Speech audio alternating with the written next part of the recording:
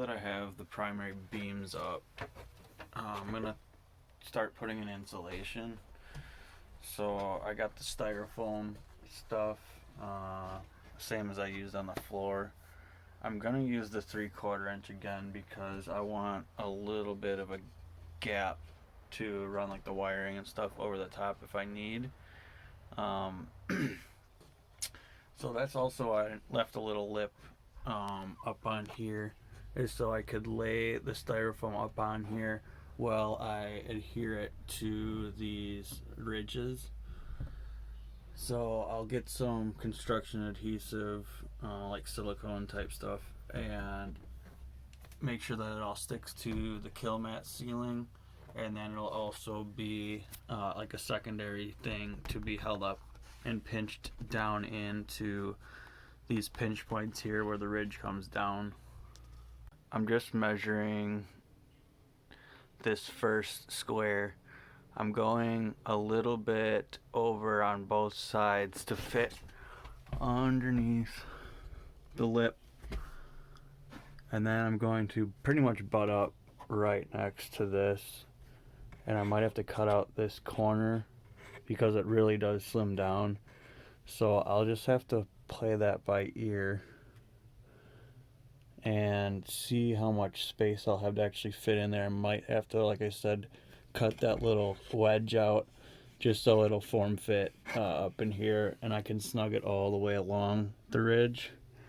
So yeah, just gonna measure this out and we'll cut a slab and see how it goes. I'm using the same stuff I used on the floor, the R-Tech Styrofoam. It is like a 6R rating. So, I mean, it's not great.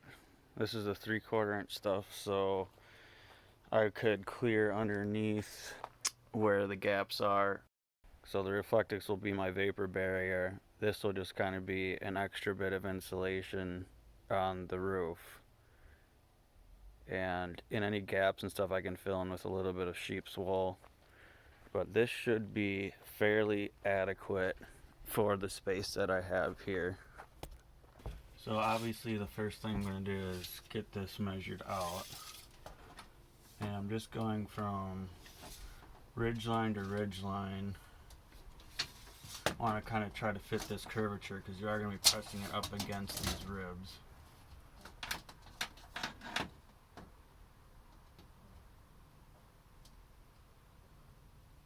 So that's about looking like 53.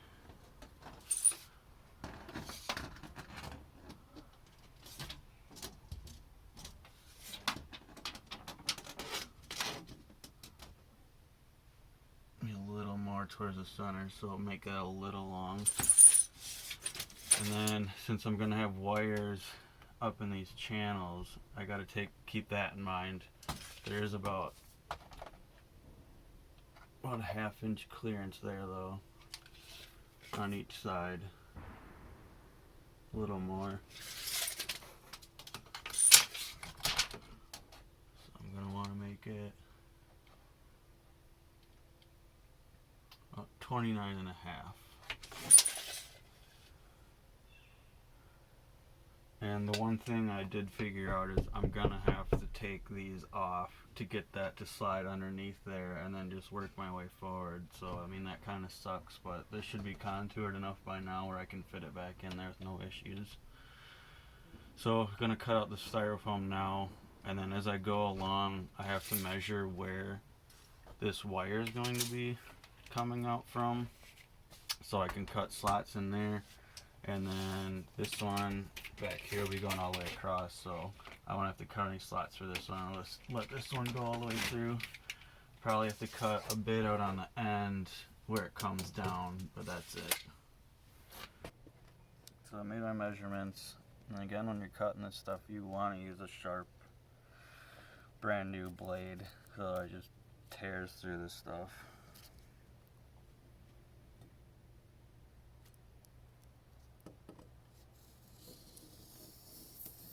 You do the foil side up when you're cutting. I noticed that if you cut from underneath, it just rips that foil stuff too, so.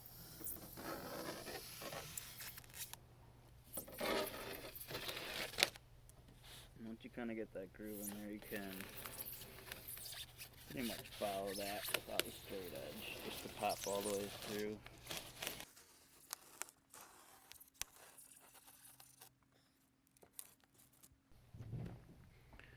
Okay, got all the corners cut out. And then my notch for the wire that'll go to the center light. I can slide that conduit right in there. I'll be able to tie everything together with that rib, and everything should fall into place. So I think I'm ready for glue. Again, using this Fuse It all surface liquid nails.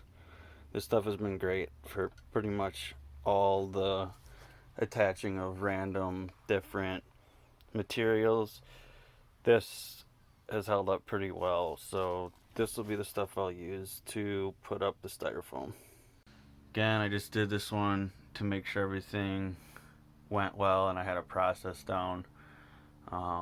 So I did have to go through, cut holes for certain pieces of wire and stuff coming through, just so this will all fall underneath that, and then it will come down onto the ceiling panels. So I wanted this to be on this side of the styrofoam, just so if you ever had to access it, it'd be easier, and it also provides some padding too against that wire and just be a little bit easier to fish through.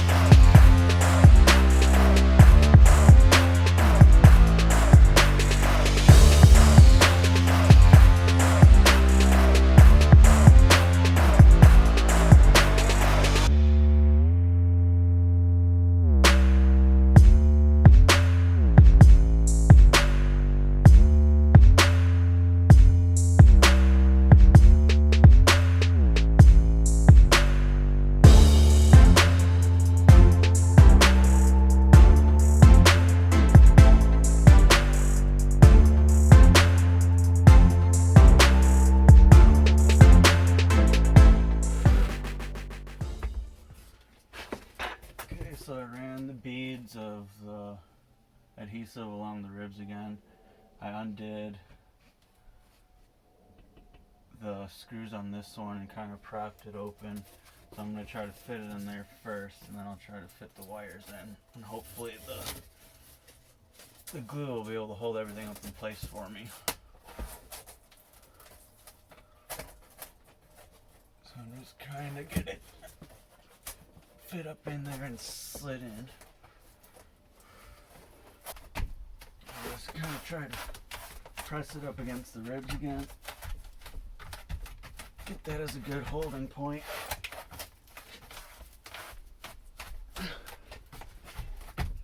Like I said before, the stuff does stick pretty well, pretty quickly. Get it tucked in. There, okay, that's pretty good. Fucking mosquitoes are everywhere now. Tighten these back in.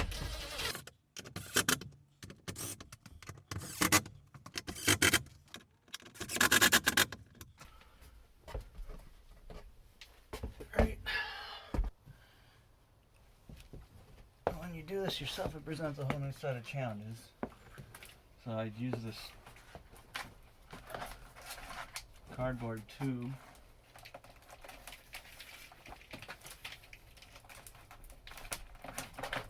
Try to hold it up in there. At least take some of the back end weight off of it while I do this.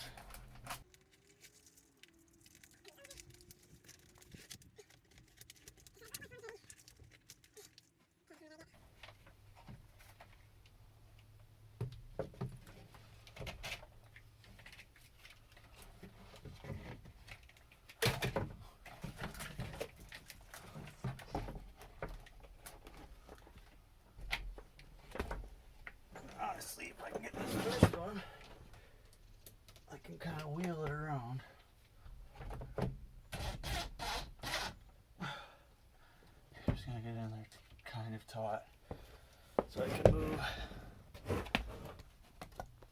this back out of the way. Oh, you fucker.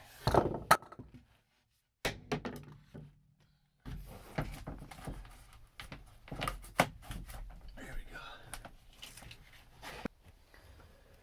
And I'm not gonna tighten these all the way down because I want it a little bit loose again for that side. So I'm just gonna get it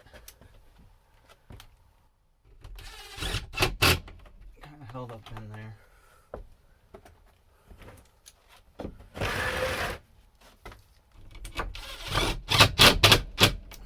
Just to kind of see where it'll fall. Just make sure everything lines up okay. So far, so good.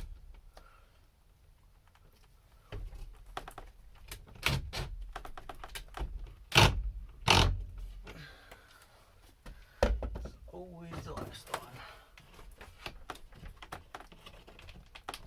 There we go.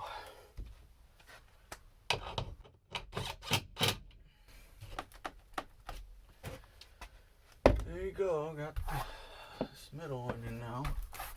Seems pressed up pretty nice and firm and everything.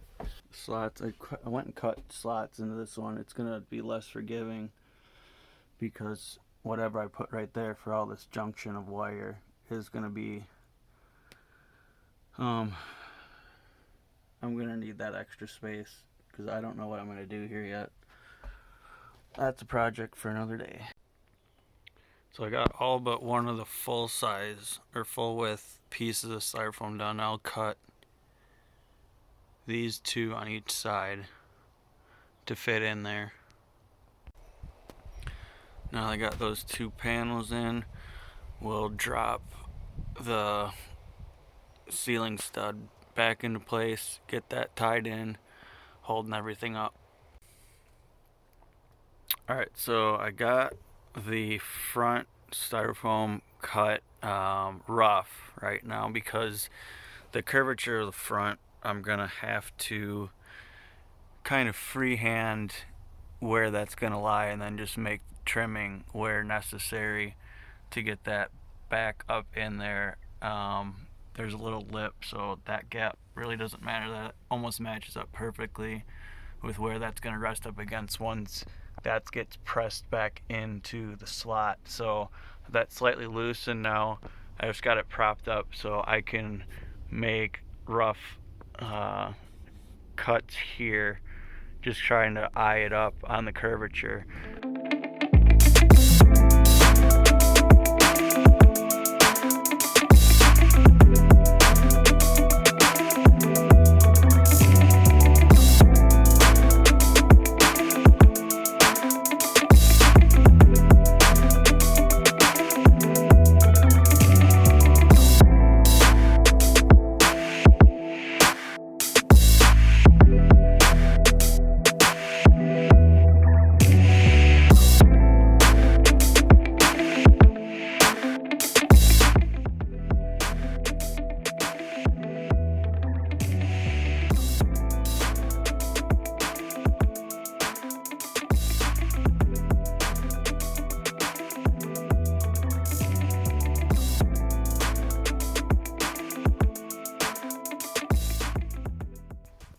So what I'm going to do next is I'm going to take this, it's a 3/4 inch wide by about 1 inch tall, and I'm going to run that along this top ridge line just to kind of close that gap and also give something to what the ceiling panels will attach to. I'm going to have those attached to the bottom of this.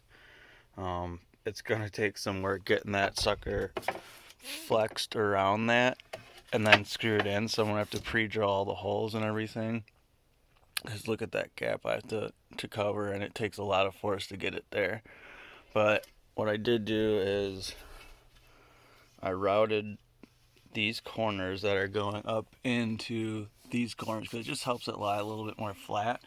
And since I can't drill outside up into the roof at all, I have to make sure it's flush with this because on an angle and everything, it's going to be hard to drill in. I'm probably going to have to pre-drill everything to make sure it goes smooth.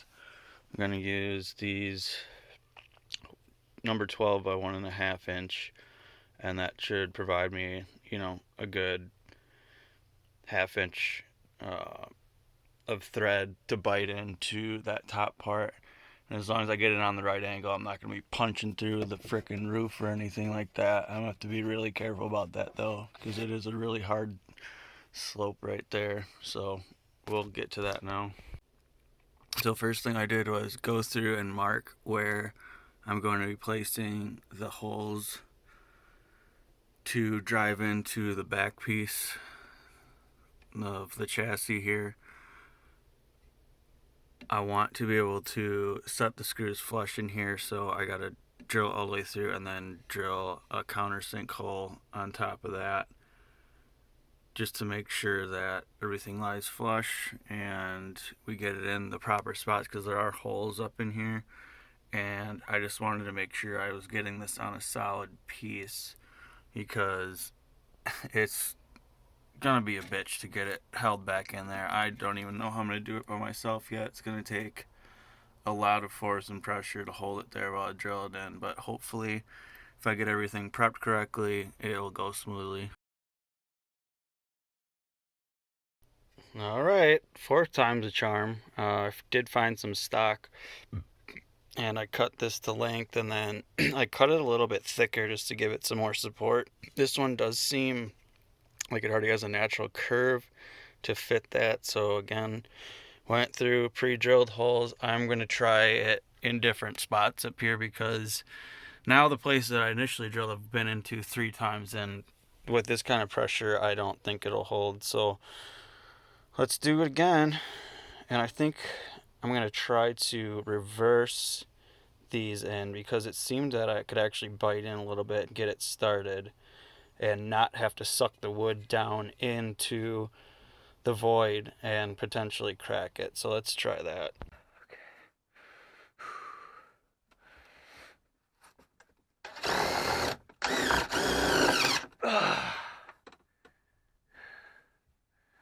Finally, fucking.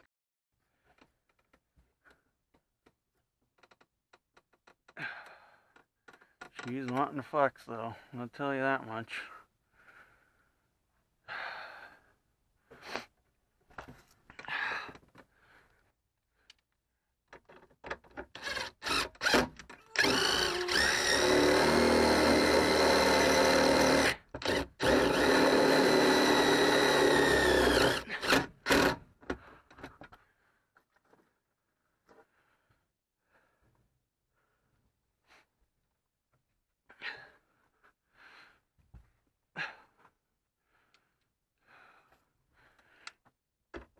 Do the reverse.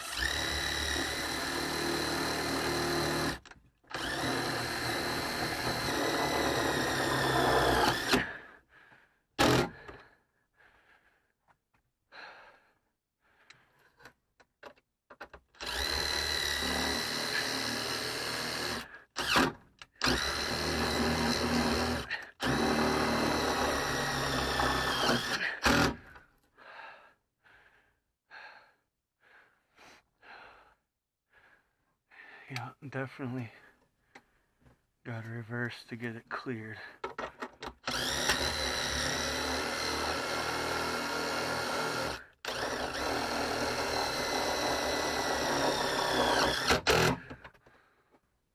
come on, one more.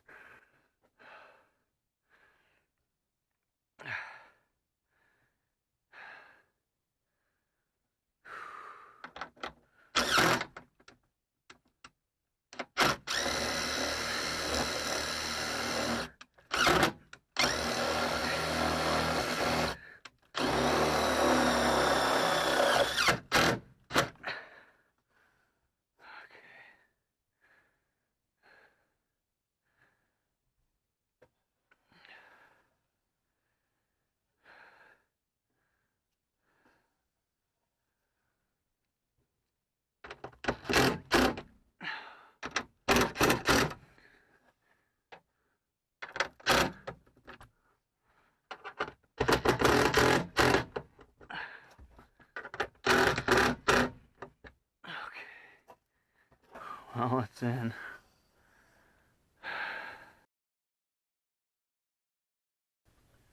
I'm just going to use these little 1-inch screws. The roof is on the other side of this, but there's enough clearance where I should be able to tie these in no problem. I smooth out these edges to fit the corners.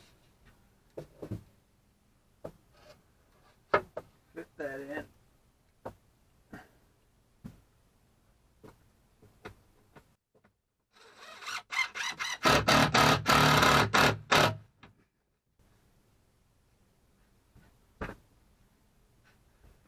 So I found it better to countersink these first.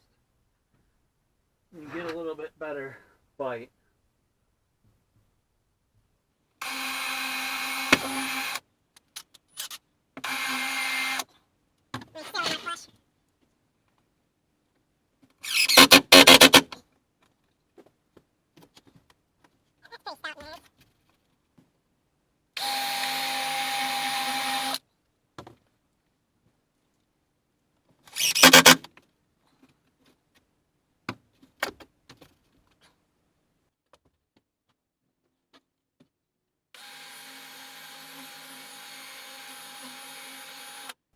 If I could find a duller fucking countersink.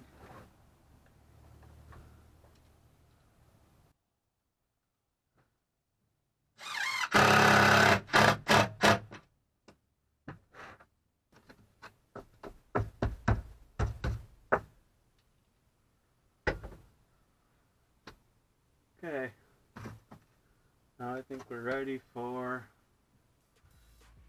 the vapor barrier.